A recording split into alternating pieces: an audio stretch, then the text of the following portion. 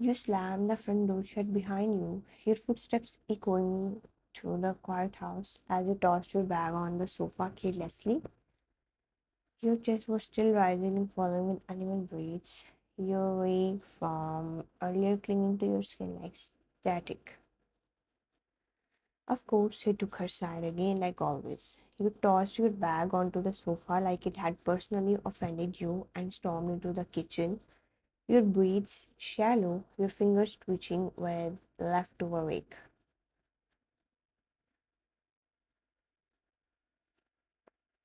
Your eyes burned from holding back tears all the way from campus. Bad husband, I should have said worse. You yanked the fridge door open, metal groaning against your frustration, and pulled out a chilled bottle of water. You unscrewed the cap and drank quickly, hoping the cold would numb the heat still crawling up your neck. He didn't even flinch, not even once, just stood there, cold, smudged, silent, like I was the problem, like I have always been the problem.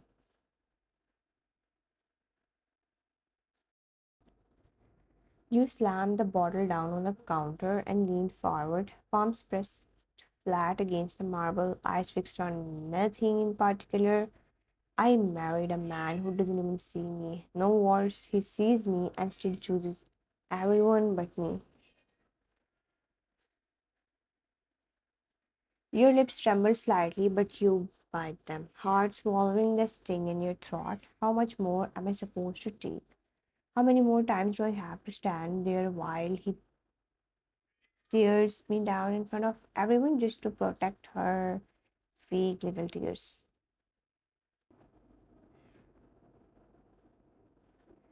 The sound of your phone buzzing snapped you out of your downward spiral. You turned your head to the screen, wiping the corner of your eye with the back of your hand. Hello, this is Professor Min from the physics department. I was informed you were looking to get in touch with me regarding a section transfer. You blinked, Professor Min. You had almost forgotten you mentioned it to that girl in the library last week. Apparently, word traveled fast. Yeah, maybe it's time I do something for myself. No more cold glares, no more silent punishments.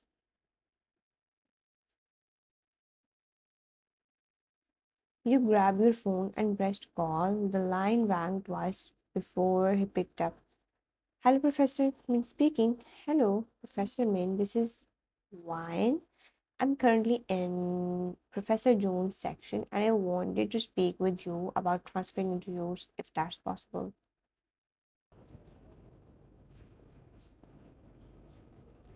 A moment of silence, then his voice came back, warm, polite. Yes, I hear you might reach out. May I ask that prompted the transfer request?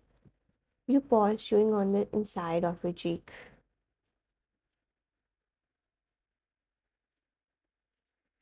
It's not about the material. I'm doing fine academically. I think your class environment might suit me better. I understand though mid-semester transfers usually require valid reasoning.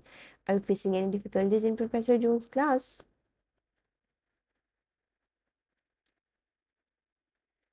Not with the subject, with the situation. You heard him inhale slowly, but he didn't press. All right, I won't push for details. If it's something that affects your well being for performance, then it's reason enough for me. You felt a small wave of relief wash over you. He didn't ask questions, he just heard you. Thank you. I'll submit the transfer request form tonight. I just needed to make sure there was space in your class. There is, and once you submit it, I'll endorse it right away. We will make that transition as smooth as possible. You have my full support.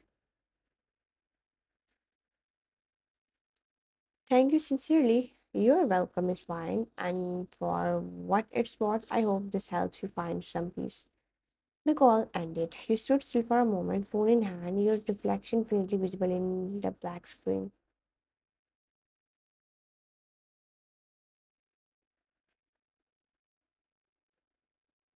Your chest still ached, but now it wasn't just grief, it was decision, direction, the quiet start of something new.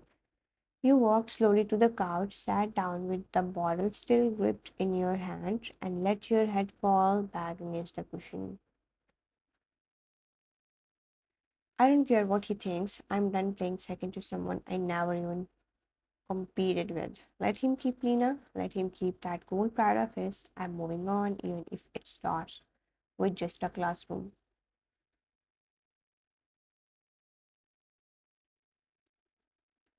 After the call ended, you sat on the couch for a few more moments, letting your mind settle. The ache was still there, but you had decided you're done being small in someone else's shadow. You stood up slowly and headed toward your bedroom, pushing open the door to the space that used to feel like a comfort but now felt like a battlefield. Tossing your phone onto the bedside table, you peeled off your clothes and stepped into the bathroom. The warm water hit your skin in gentle waves, washing away the layers of stress and heartbreak that had clung to you all day. You don't need him to feel whole.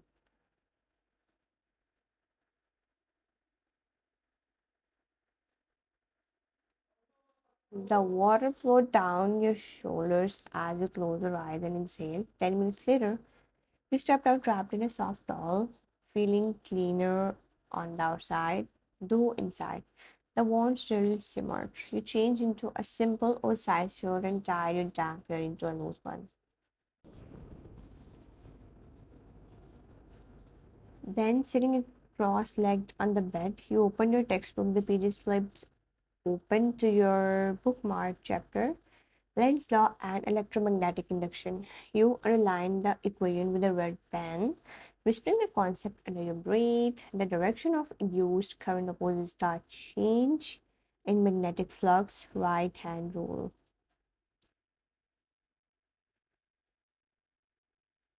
You were finally immersed in your studies when the front door creaked open, the soft sound of shoes being removed, the shifting of keys on the counter. It was him, Jungkook. He walked in slower than usual. Footsteps hesitant when he entered the bedroom. He paused at the doorway. You could feel his eyes on you, heavy, conflicted, like he wanted to say something, but you didn't look up.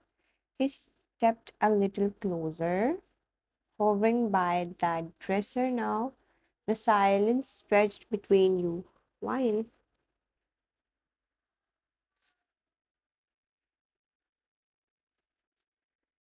just your name, quiet as if it held more meaning than the word ever had before. You flipped the page of your book without glancing at him, eyes fixed on the diagrams, mind focused on something anything but him.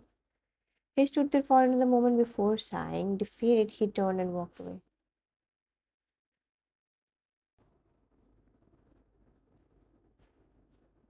Dinner was uneventful. He waited in silence at the table. He sat across from you, but not a word passed between you. Occasionally, you could catch him glancing up at you as if he was waiting for you to break, but you didn't. You had already broken earlier that day in front of an entire class. You had no more to give him. After dinner, you went straight to bed, not another word spoken. You didn't need a conversation, you needed peace. The next morning, sunlight spilled through the curtains as you stood by the mirror, brushing out your now dried hair and putting on your light pink lip tint. Your outfit was neat, clean, pressed trousers, a soft ivory blouse, and a hint of perfume. Behind you, in the reflection of the mirror, Jungkook sat on the edge of the bed. He watched you again. He looked like he wanted to speak again. He said nothing.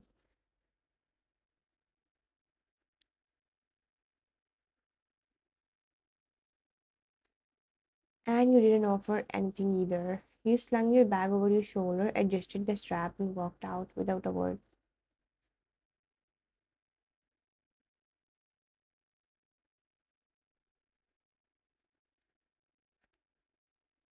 At college, Professor John Jungkook stepped into his classroom with his usual cold stride, but this time His eyes scanned the rows quickly, expectantly. You were not there.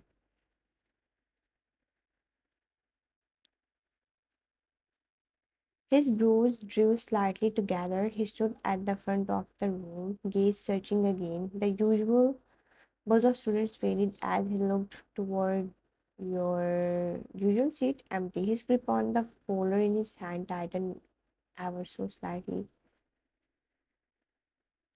Meanwhile, outside in the sunlight hallway, he stood leaning slightly against the wall beside the faculty room. Your eyes sparkled with a soft smile as you listened attentively. Professor Min stood across from you, holding a coffee in one hand and his tablet in another.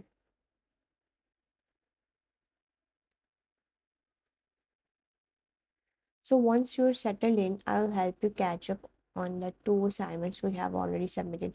Nothing too heavy. I'm just glad you reached out. Thank you again. Really, I just needed a change. Professor Min smiled gently, tilting his head.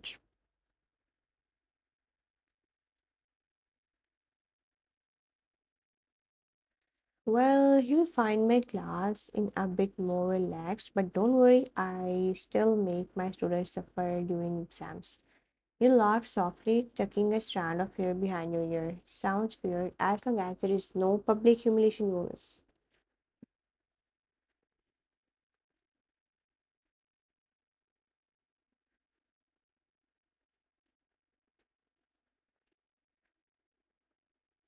No, I save that only for students who try to out sarcasm me. You smiled for the first time in weeks. It felt genuine. But just down the hall, unnoticed by you, Jungkook had stopped in his tracks. He had come looking for you. And now there you were, standing in the hallway smiling at another man, another professor. And for the first time since you married him, you were not waiting for him to notice you. After a few more light exchanges with Professor Min, he glanced at his watch and gave you a polite note.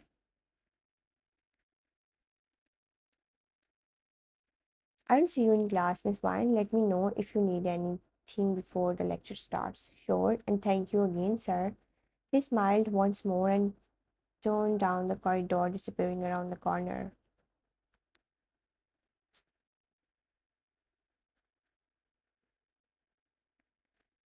You took a deep breath, feeling a small weight lift off your chest. For once, someone in authority had treated you with respect, like a person, not a mistake. But the peace didn't last.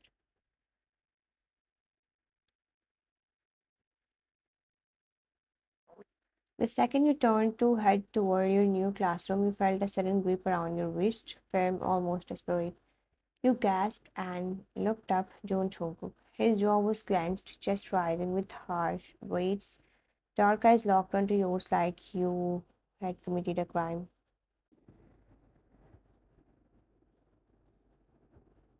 Where were you? You froze, your wrist still in his grip. The hallway was quieter now, a few students passing by but keeping their distance. Let go of me.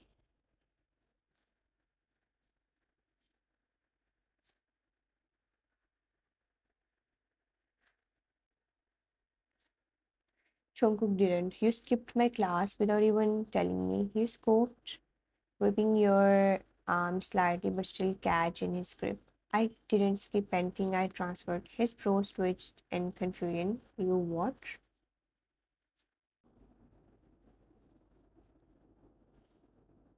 I changed my section zone permanently. I'm not your student anymore. The words hit him like a slap. His grip loosened slightly, but he still stood frozen. Why would you?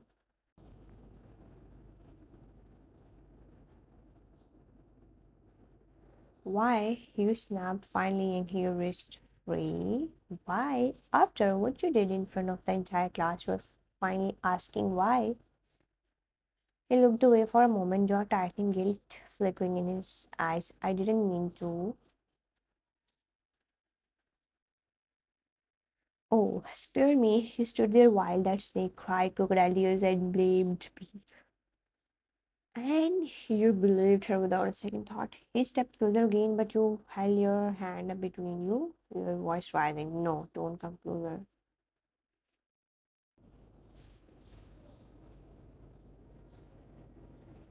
Jungkook's expression cracked desperately. Fine, I'm sorry, I shouldn't have done that. I was. You were that too busy playing professor to notice how much you have been turning me down every single day.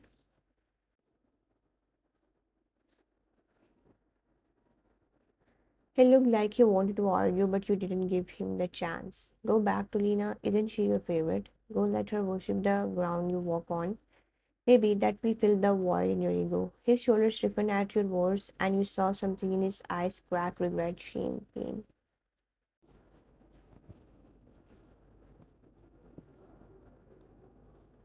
Don't say that. You know it's not like that with her. Then what is it, Joan? Because from where I stood, it looked exactly like that. The way you looked at her, the way you took her side, the way you treated me like I was nothing, like I don't matter. Not as a student, and definitely not as a wife.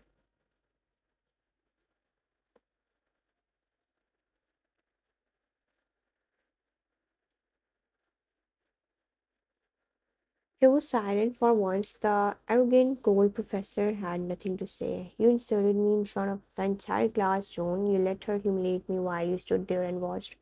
And now you expect me to just forgive you.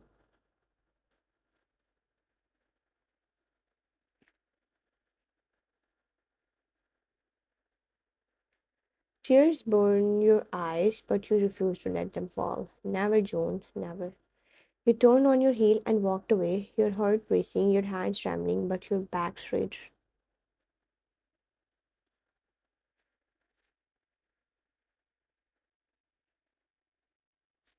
Behind you, Jungkook stood frozen, his hand still slightly lifted as if trying to reach for you again, but you didn't look back, not this time.